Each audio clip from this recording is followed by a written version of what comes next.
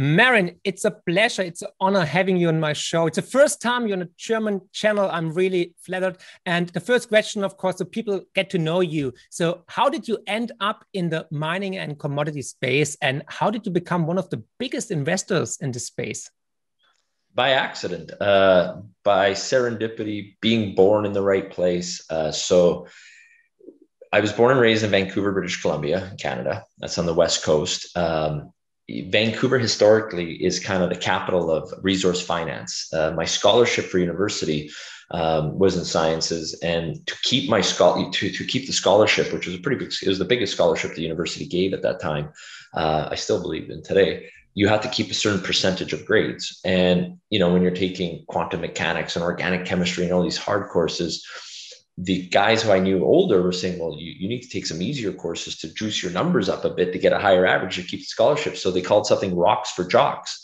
So I took geology courses to keep my average up higher.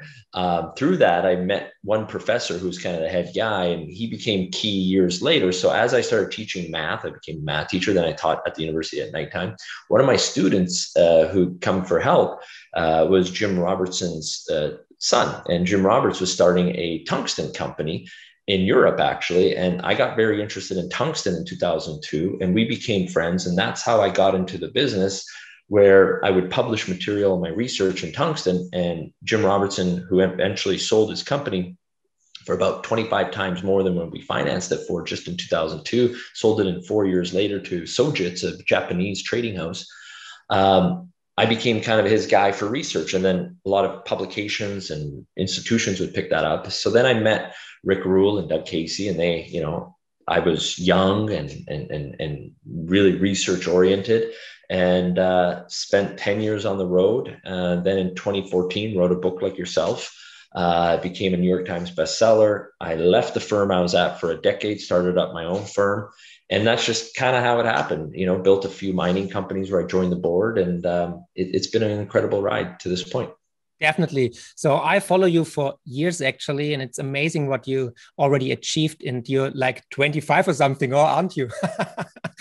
No. I wish. I wish. You look young. You look young. I feel 65. Yeah, I know. But yeah, it's incredible. And I like your outlooks and your research. So I definitely recommend everybody in the audience to follow Marin and check out his website and everything. I will put all the links in the show notes, of course. So I read your new book, and I really liked it. It's the Rise of America. And the interesting thing is, Marin, most of the world actually right now is bearish on the US. So you paint a totally different picture. Please tell us, what's your bullish case? It's very hard for the mining community to accept my thesis. Yeah. I've been receiving a lot of hate mail and negative comments going, how could you be so smart, but yet so stupid?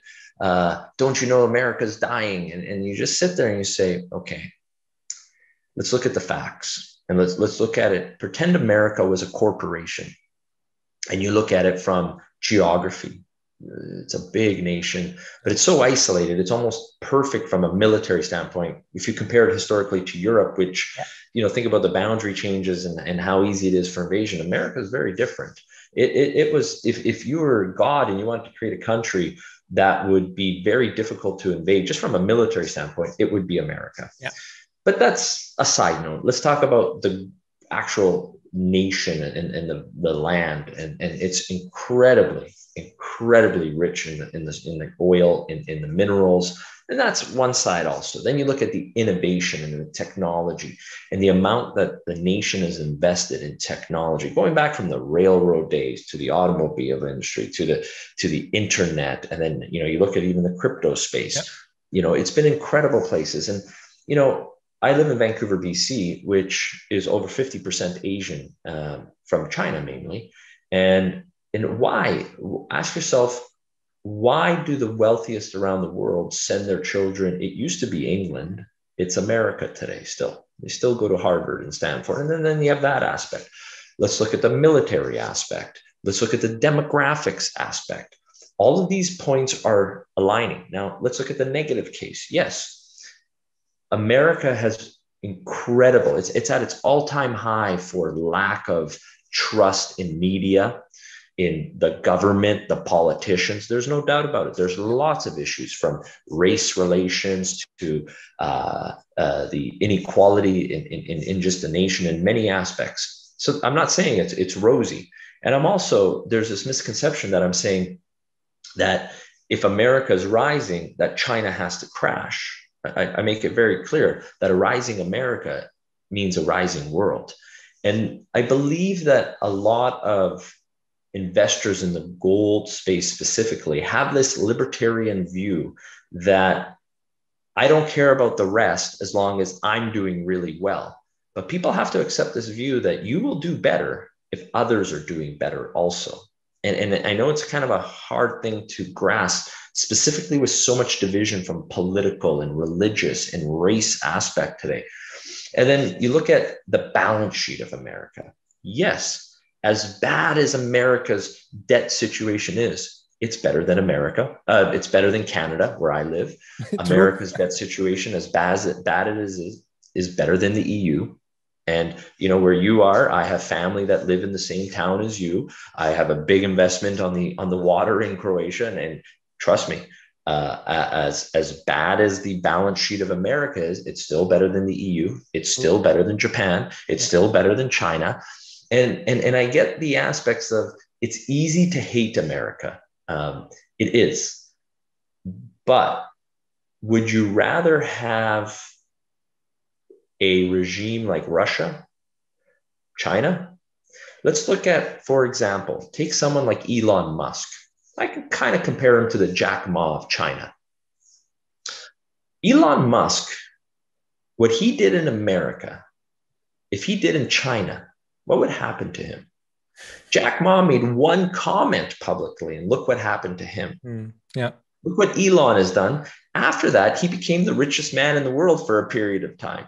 That's the difference of where America is. And look, I made a tweet about Elon and Tesla, and there's so many haters. I think this thing about social media has created this echo chamber. And I think people really need, and the point of the book, a big comment that I'm getting, how could you write this book? It goes against everything Doug Casey stands for. Ask yourself, why does Doug Casey have me manage his money? That's what matters. Yeah. Follow the money. Always, yeah. Not bullshit on a podcast that is entertaining for people, that is entertainment. Follow the money. Yeah. So that's what the book's about. And, this whole, there's a fallacy out there that we're already at MMT and the madhouse, the Fed and the Fed. I have buddies that are financing and the Fed. There's not a worse thing you could put money towards. Imagine how bad the world would be if the Fed didn't step up. The politicians failed the world during this pandemic. It was the bankers, it was the central bankers that stood up and rightfully or wrong, they played the cards that they had, and what they did, and really under the Trump administration, they opened the spigots to the printing press. But if there was no Fed, imagine what would have happened. Yeah, of course, they kicked the can down the street, of course, but it didn't find a solution. So that's the critics we always heard. This is the whole critic. But what if there is no solution?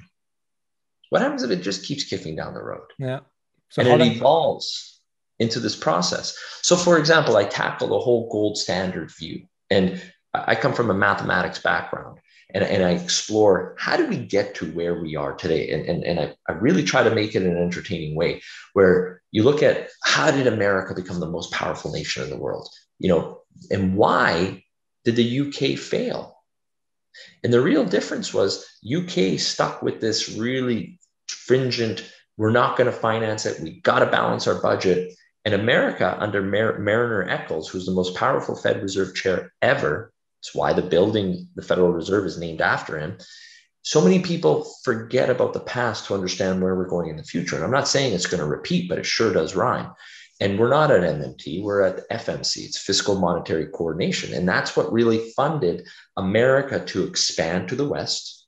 The incredible projects like the Hoover Dam and building out California and the electricity grid and the atomic grid, the nuclear energy grid, everywhere, the infrastructure path. But it also funded the expansion of democracy and what funded the collapse of the Soviet Union. Yeah. So you look at all these aspects, and my first book talked about, where is this going between a G2 world, between Russia's resources and China's balance sheet, and where America is going to go. And this book is the conclusion to this thesis about where's the world going. So we're not at MMT, and this belief of why do the bankers strive for 2% inflation rate? No one's actually explored that. I answer that question. I explore how most economists today still work under the framework of the gold standard, which is no longer the paradigm. It's the difference between, when you go linear mathematics to exponential or quantum mechanics. I call it quantum economics. We're in a new field, and people have to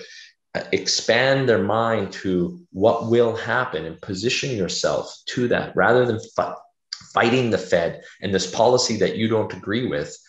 I say, understand it, respect it, appreciate it, and position yourself to benefit from it, because you and I can't change it. But what we can change is where we allocate our capital to best benefit those dollars in our family trusts and our children and our future. That's what you can do. Yeah, true. Did your parents name you after him, Marin? No. Believe it or not, I have two older brothers. I'm born in East Vancouver, so it's kind of like the immigrant area of Vancouver back in the day. And my name was supposed to be Marco, named after my great grandfather. But my dad bought a dog for my brothers, and my brothers named it Marco. And my mom said, well, we can't name him Marco. So because my parents are from the Dalmatian coast of Croatia, nice. They named me Marin after the sea. So that's how I got Marin. Okay. So for those who wonder, that might be why I had a chip on my shoulder growing up. When you have a name like Marin in Vancouver, Canada, where nobody can pronounce it properly, you grow up a little bit jaded. Okay, that's interesting. So, yeah, I have to admit, I was kind of surprised to read that you are actually fond of MMT, and you already mentioned it. So what do you think? Well, I'm not a fan of it. I'm saying this is what it is. Yeah. And this is how to position yourself from it. See, to me, I'm apolitical. I don't like any politician. I think they're just, when their lips move, they lie. Politicians are... I've been asked to be an advisor to the Prime Minister of Canada on the energy side. I just can't be around these people. It doesn't matter whether you're for it or not. You have to understand the policies of where things are going. That's what I tried to do in the book. Okay. Yeah. You even call MMT, I quote, the most consequential thing that can happen in the world of money moving forward. So you really think MMT will work long time? That will be, like I say in the book, I don't know how it will end. Nobody does, but it will be applied. Yeah, definitely. I agree. Yeah.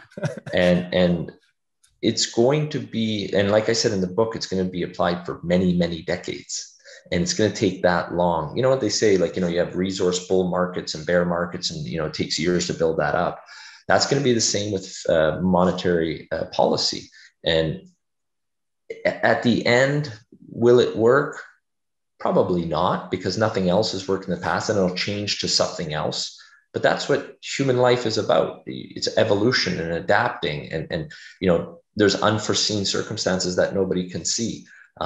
So that's where I think, just as we went from the gold standard to Keynesian economics to FMC back to Keynes, a perverted version of Keynes with QE, and then we're back at FMC, and now it's going to eventually go to MMT.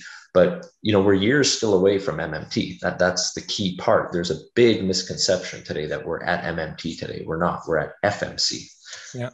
One of the counterpoints actually is from the critics that why do we still pay taxes if we ever get MMT?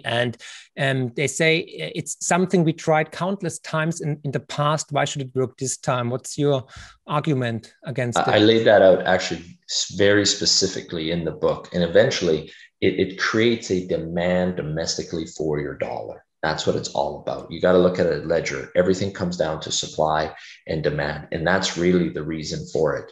And this whole belief that, China will dump their dollars. I really tackle that also in the book for people true. to say they can't. That's not how the system is set up. As much as we dislike the politicians, bureaucrats, these are not stupid people at the Fed. They're very smart, and they've structured this for survival. And it's not as if China can push a trigger and send $1 trillion of US dollars and crash the US dollar. There's this misconception. And I find that the gold market, I'm one of the largest financiers of the sector, and I see so much misunderstanding and falsehoods that are taken as axioms. Like, remember in math, you have an axiom, which is an absolute truth. Many people in the gold market believe things as absolute truths when they're not. True. Yeah, you're very positive and bullish on the US dollar. So Stan Druckenmiller, a legend, came out a couple of weeks ago and said he's very negative on the dollar for the next 15 years. He thinks even that it will lose the currency status. So what do you say about that? Remember Stan, and then he ended that statement. He goes, "But I might change my mind in a month or two." True. Always an open door. Yeah. So Stan is the man. There's no doubt about it. But you got to ask yourself, if he thinks it's so bad, why doesn't he convert it all to euros or yen or the yuan? He's not. What other alternative? Why doesn't he convert it all to Bitcoin or gold? He's not.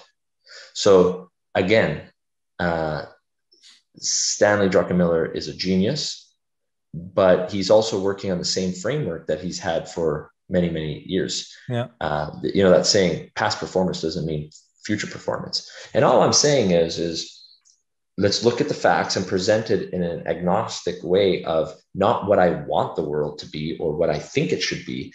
It is what it is. And let's really explore this in an unbiased view. That's how you become successful in investing. Warren Buffett probably has, nerves of steel, because you got to just make your bets with calculating. Like, I talk about the risks around the world.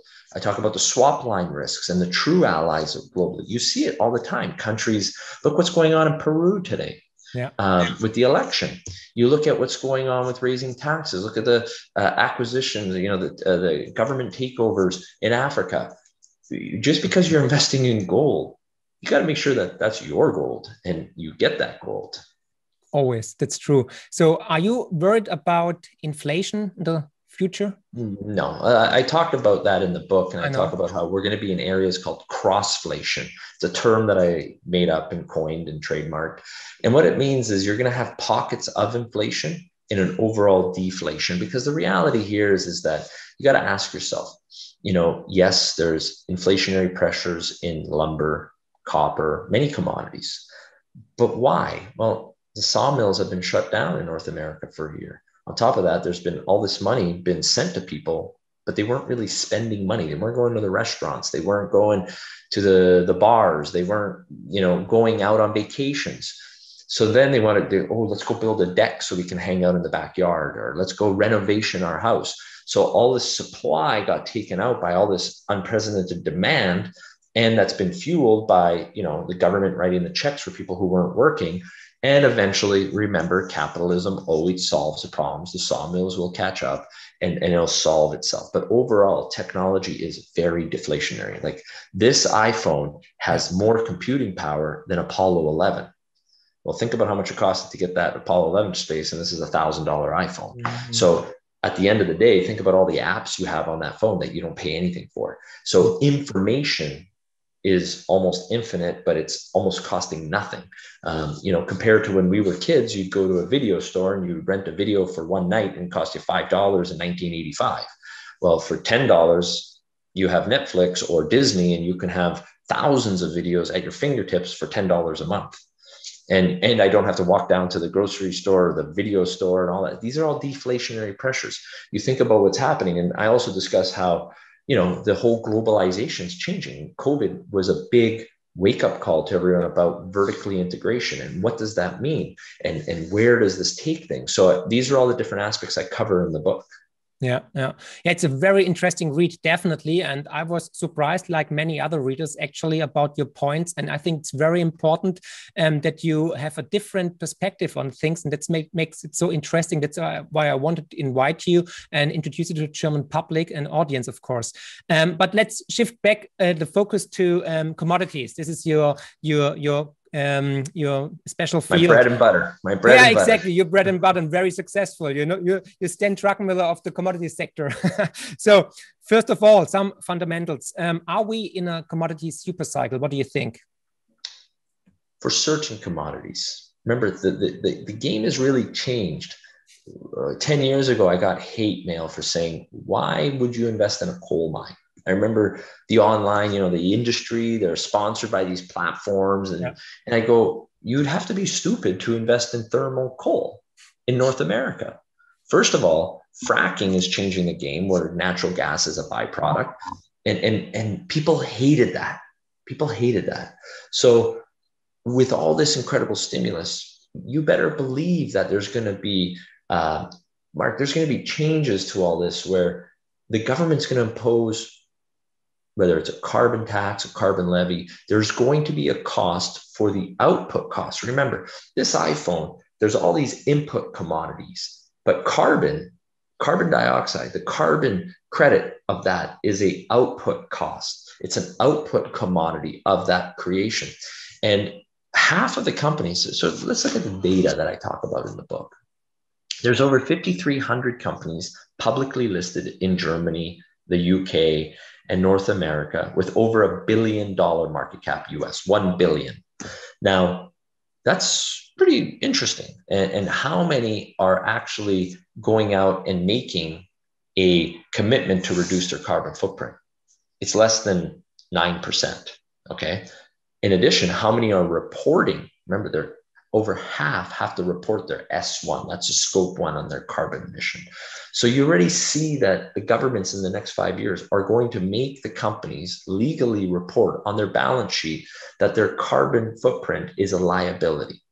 Just like a mining company, a tailings pond is a liability. Your water discharge is a liability. You have to have bonds for that. And you would not believe, Mark, how many mining executives are mad at me. What are you doing? You become a hippie. No, I'm not a hippie. Okay. I'm about as sharp as it gets in math when it comes to our industry. Okay. I didn't get to where I am by being a hippie. I got nothing against anyone's personal beliefs or religious beliefs or whatever. But here is the cold, hard truth. This is where the sector is going. And the guys who don't be proactive with what's going to be coming after COVID settles out, which it will. Remember the old saying, this too shall pass. There's going to be a war on climate change. It's in the writing. If you're able to be objective and read the media, it's there. It's everywhere. Yeah. And they're going to put this as a liability on the companies. But if you're smart and you're proactive, you reduce your carbon footprint. There's trillions of dollars available to finance this, where mining companies and development and energy companies can tap into this lower cost of capital. And mining companies are traditionally a higher cost of capital, much higher than the tech companies. And they could reduce their, say, on a mid-tier gold company around 1 million ounces to, let's say, 500,000 ounces to 1 million ounces, averages about 8% money cost of capital. By reducing their carbon footprint, they can tap into that 3-4% money. And that alone doubles their free cash flow. Yeah. Okay. That's the future. And the management teams that don't understand this, they're just a higher cost of capital, and it's economic Darwinism. They're going to be bought out and chewed up by the lower cost of capital.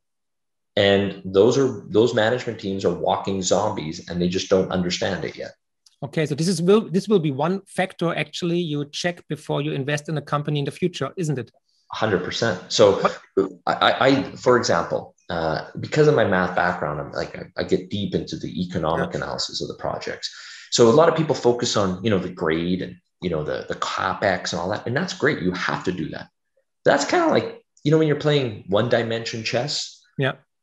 Second order effects, like when you talk about being a Stanley Druckenmiller, guys who are really trying to be, not one research report from any brokerage firm has ever incorporated the cost of carbon into their cash flows moving forward.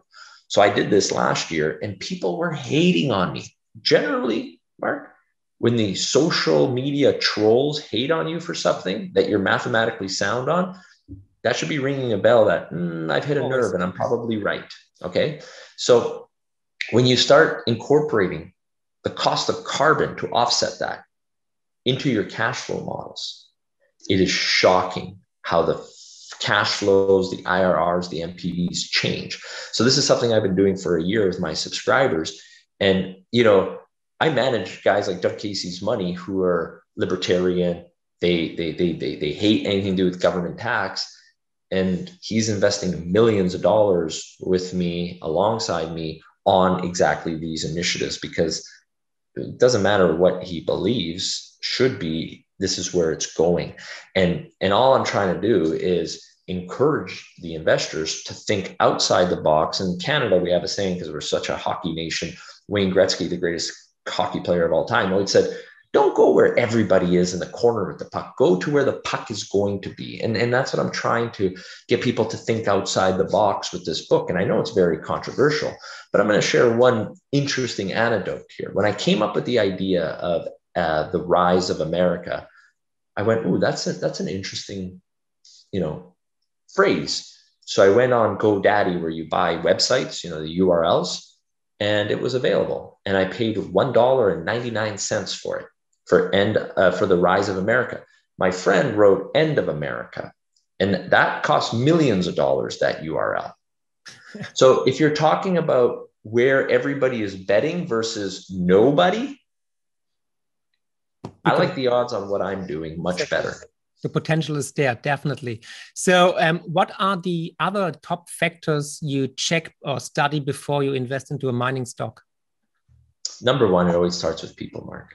Team. Yeah. An average team will screw up the best deposit. Number two, I look at the actual deposit. I don't like investing in tier 2 deposits or small projects. And let me explain why. Yeah. The world is all about cost of capital. And the mining world has changed, that it's harder to raise $20 million for a mining project than it is $200 million, because that's just the way it is. Yeah. So if I'm going to be investing in something, I want to be able to say that this is going to be a tier 1 asset that has world-class potential, has the right grade, the metallurgy, all the aspects that go into analyzing a project. But then where is this project? Am I going to end up keeping this project as an investor? And there's many people that, my former colleagues, that believe, well, I've never made money in America. Well, things change and politics change. And in the industry, you look at, for example, uranium. Well, most of the uranium deposits were actually discovered by oil companies that were rushing into uranium in the 60s and 70s, right? For that big buildup during that time. And then when the 80s and globalization happened, it became much harder to develop and explore in North America. So they went elsewhere. The saying in the early 2000s was, go to where the gold was, like Barrick. Peter Monk, he came up with that. The late Peter Monk, one of the great, entrepreneurs in the gold sector, he built Barrick.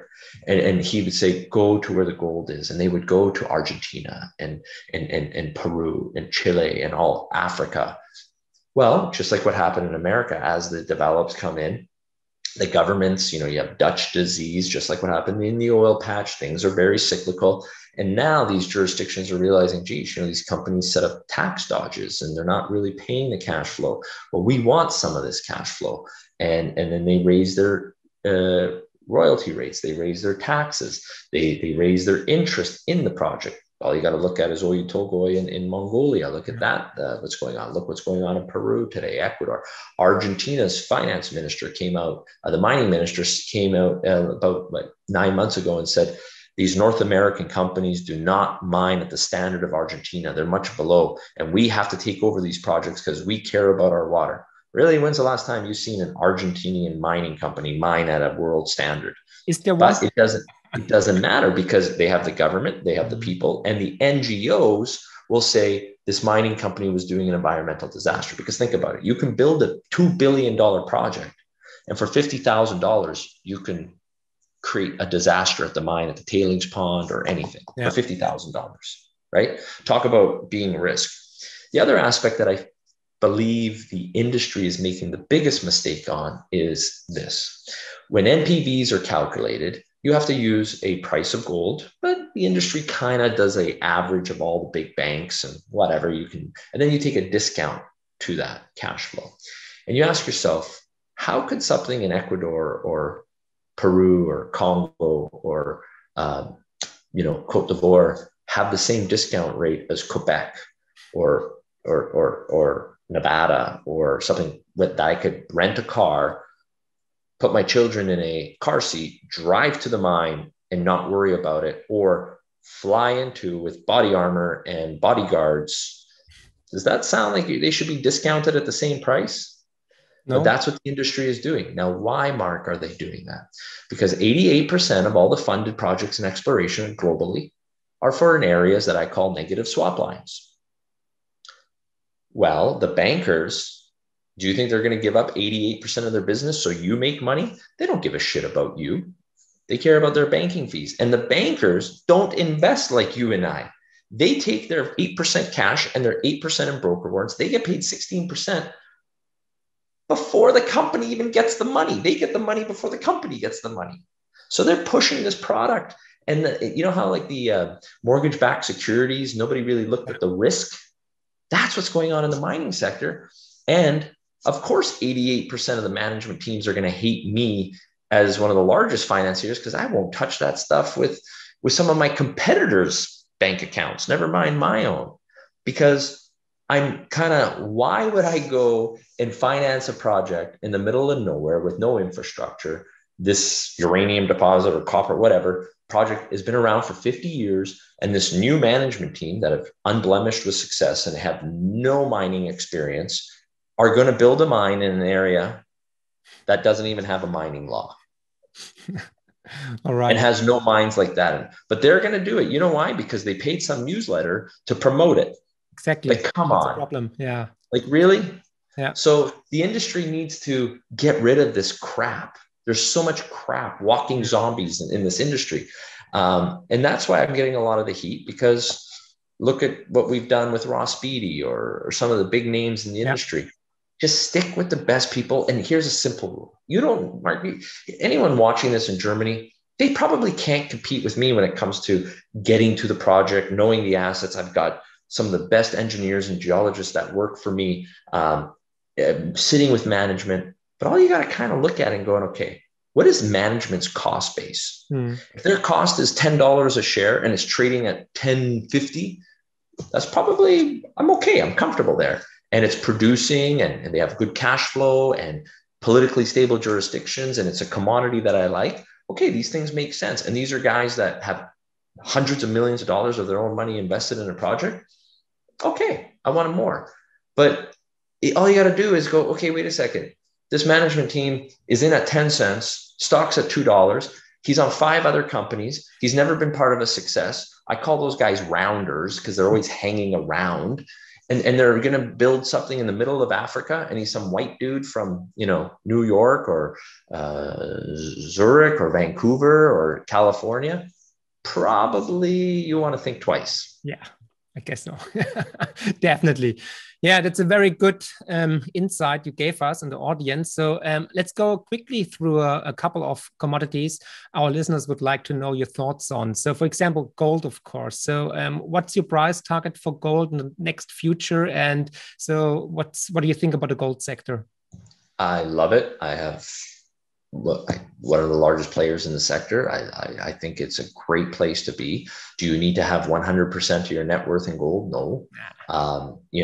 I have a substantial amount of my net worth in it, but I only have like 5 or 6 gold companies that I'm heavily invested in. It's all in my newsletter. And there's companies that I haven't sold stock in that my subscribers, I've taken a free ride for my subscribers because I have a different time frame. We're almost touching $1,900 gold today. That is an incredible number for the right mining companies on a cash flow. Now, if you have moose pasture in some weird jungle that you can only have helicopter access and you got to fly in the drill rigs and set up a tent, yeah, you're probably going to need $2,500 gold for that. Mark, I don't play in that area. It's not what I do. I'll let the peanut gallery play in that world. I just don't, it's too hard. Why? Bruce Lee said, be like water, and it really is, not to be a philosopher here, but why make your life harder than it already is? And there's this misconception in the industry that you have to invest in this shitty junior in some shitty project in some shitty jurisdiction to get that 20 bagger. Okay, well, let's look at the math on that. I've already proven this thesis for years and years that the big money is not going to buy this junior stuff because of cost of capital. And they can't even buy it. It's on some weird exchange that you can't even own in America in the venture. Whereas the big companies have been moving better than the small guys. So just be ahead of the big money and follow the money. Always. And money will always flow with the least resistance. Mm-hmm. Kind of like what Bruce Lee was saying about be like water. Mm-hmm. So don't get me wrong. Like, I've been involved in a lot of exploration stories that in the past, but my biggest scores have been on the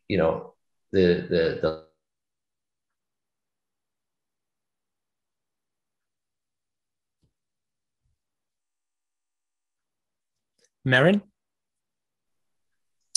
Yep. Okay, you're back.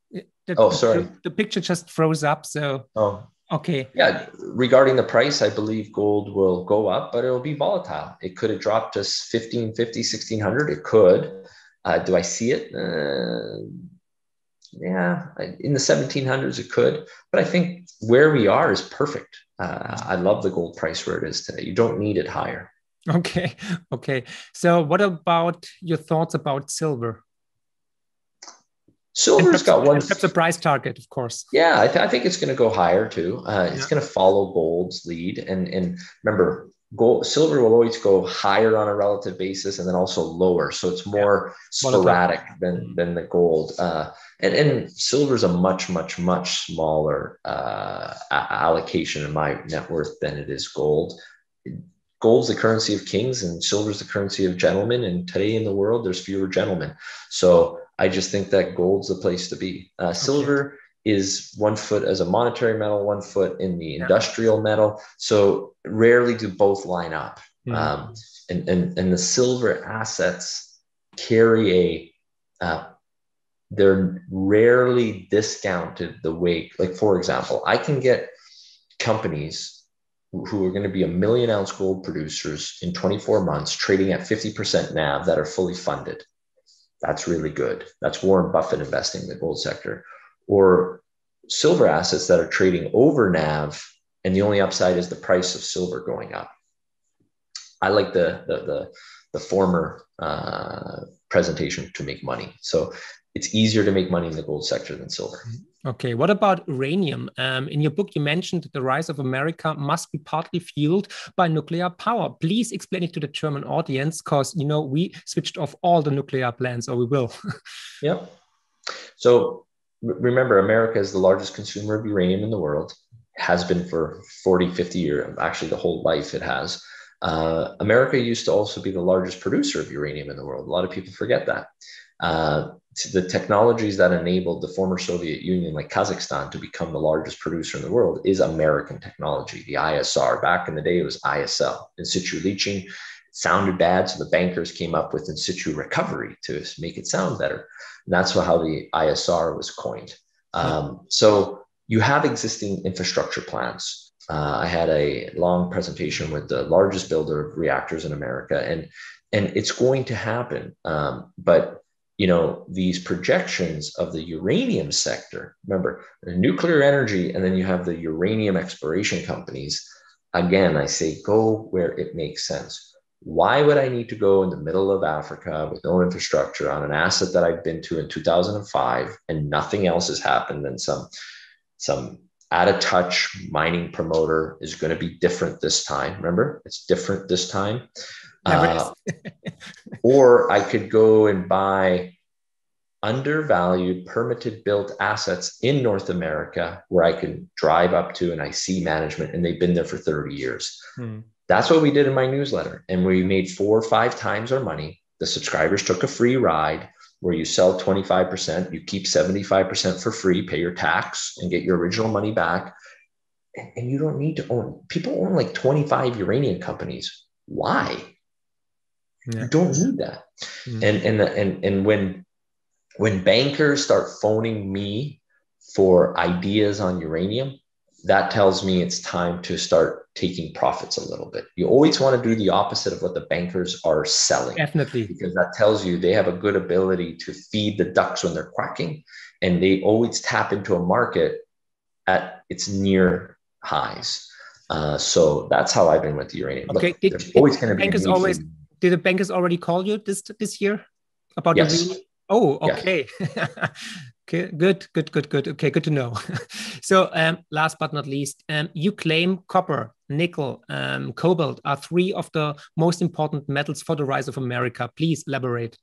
I said copper and rare earths, specifically rare earths. Yeah. And copper is you know how oil was energy? Copper is energy. It's the energy. And I wrote this in 2015 and 16. And let me explain to you where the copper market is today. A company that I financed and my subscribers got in at 50 cents is today now trading $12 a share. And what has changed? Well, they drilled and made some good discoveries, but everybody knew that back in the day that this was a world-class deposit. So these assets are no longer cheap. Remember, so just because I believe in copper doesn't mean you're going to go rush in and buy copper assets at 12 bucks that were 50 cents just 2 years ago, 2.5 years ago. So the business, you have to, I believe in copper and where it's going, but you have to still assess risk and look at valuations. The rare earths also, you know, when we wrote up MP material, MP, it's a mine in Western US, and at 10.50, it went to $45. And we said, guys, it's 45 bucks. Nothing's really changed except perception.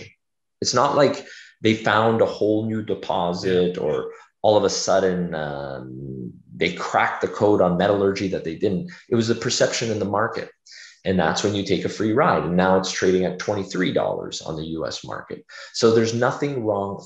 I would say of all the sectors I've ever seen, much more so than the energy side, the mining investor forgets that there's an SELL button on their keyboard, sell.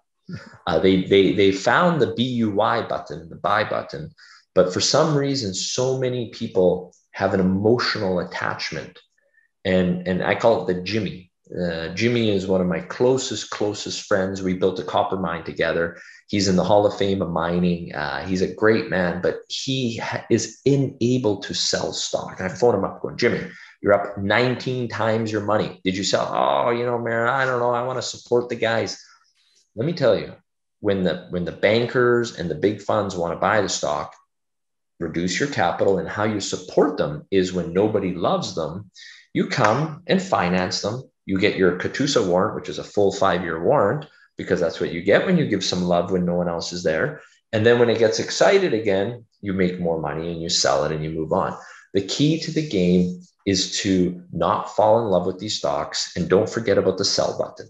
Yeah, definitely. So true. So true. The most investors don't know how to sell. They always stick to they think it always goes higher. You know, they get greedy, I guess. So what are your thoughts on the current market? Are we overheated? Are we at the end of the cycle? In the general market? Yeah, copper. Oh, the copper market. In the equities, I think they're pricing for future appreciation. Okay. I think many of them are priced to perfection. I've had an incredible run in the copper space, and we've taken profits on it, and I published this stuff on it. Right. And I just don't, so many of these research analysts, they use linear charts. Oh, 2% per year, and it goes like this. Go on my website, the material's for free. The world doesn't work in linear motion. There's all sorts of issues that you can do. You can expand mines. The governments can fast track, they can delay, they can take away permits. So nothing is linear. I don't think do I think we'll see $1.50 copper? No. But, that doesn't matter. We're at 450-ish and change. and these companies are priced at full appreciation, but how many of them have all of a sudden paid off their debt and paying incredible dividends? Yeah, true. Yeah. A lot of things are priced to perfection. So if you're sitting on big gains, nothing wrong with taking your initial capital off the table, pay your taxes, and wait for either a new sector or areas of opportunity. Yeah, definitely. So do you have any closing thoughts for our audience? I think the most misunderstood commodity on the planet is carbon credits. Oh. And I've received more negative feedback on this one aspect, but I believe that specifically the mining sector or the resource sector, including energy, is totally misunderstanding ESG and the carbon credits. Carbon credits are going to be bigger than gold. They're going to be bigger than copper. They are going to easily be bigger than uranium or any of the niche metals. In 20 years, I could see carbon credits as the commodity bigger than oil. Wow. And these people that believe that this is just a tax or a tariff really need to read the last chapter of my book called The Forbidden Chapter. I really lay out my framework, and that's where and I really expose, think about in America, for example, Mark, Jeff Bezos, who created Amazon. Yeah. The Walton family, Walmart. Yeah. They are the largest facilitators of pollution on the planet. And China's not going to pay for this pollution because they're feeding who's the number one customer of China? America. Who's number two? EU. So you look at the number one and number two customers, and Jeff Bezos under Amazon, they're really investing billions of dollars to reduce their carbon footprint, like electric trucks when they deliver in their big warehouses, trying to reduce their carbon footprint. That's good. But what about the products? Now, the future where we're going to get, you can go onto your profile and collect and say, I want low carbon footprint projects and products, just like, how, in North America, they made it law where all the food you buy has to show the sugar and the carbs and the fat and all those aspects, calories. They're going to do that on carbon footprint. And the big funds are going to give a lower cost of capital for corporations that adopt a low carbon aspect. And this carbon credits have to be created. You can't just issue them out of thin air. So this is something I've been writing about for a year, and it's wild. The mining guys can't get their mind around it, but those who do, and there's many who have, they're reducing their cost of capital, which is going to benefit the shareholders because they make more money. And at the end of the day, all corporations get shareholders. And as a shareholder, you should look at, how is this company going to make me money? That's the key. Yeah. And mark my words, this is going to be bigger than any growth sector that I've ever seen in my career. Yeah. Future will tell us. We will definitely talk again. So I've got one last question, and it has nothing to do with mining stocks or commodities or anything else in finance sector. So what is for you the meaning of life? Happiness. Good. Love. Yeah. I look at my children. I got 3 little kids, and I've been around the world.